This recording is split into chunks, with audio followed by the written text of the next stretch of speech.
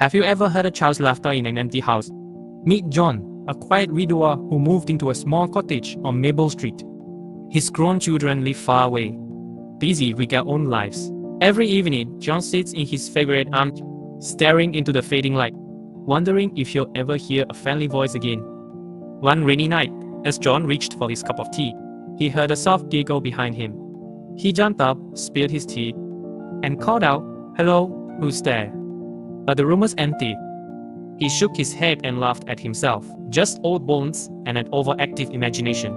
The next evening, it happened again. A gentle tap on his shoulder. "Grandpa, play with me," a tiny boy said. John spun around, his heart racing. "Who are you?" he asked, his voice trembling. No answer. He squinted into the shadows and saw nothing but the old wooden floorboards and a single rocking horse in the corner.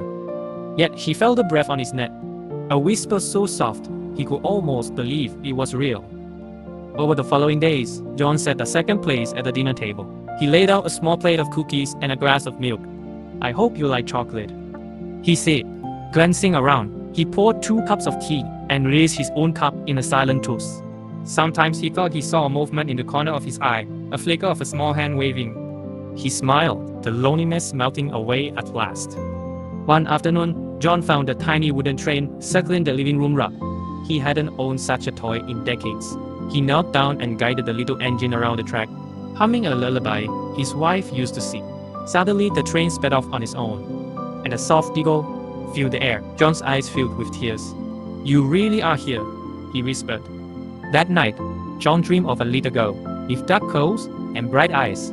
She waved at him and said, "Thank you for playing with me." He woke with a start.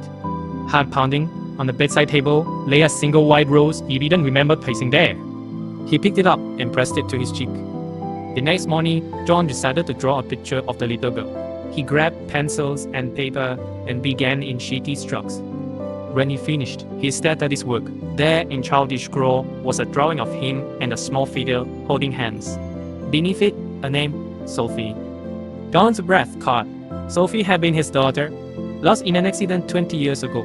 He hadn't drawn a picture since that day. Tears streamed down his face as he realized the truth. The invisible someone who kept him company was Sophie's spirit, come back to keep him from feeling alone. He set the drawing on the mantel, then sat back in his armchair. Once again, he felt that gentle tap on his shoulder, and for the first time in years, he didn't feel afraid. He whispered, "Thank you, Sophie," and sipped his tea, comforted by the invisible someone who had always loved him.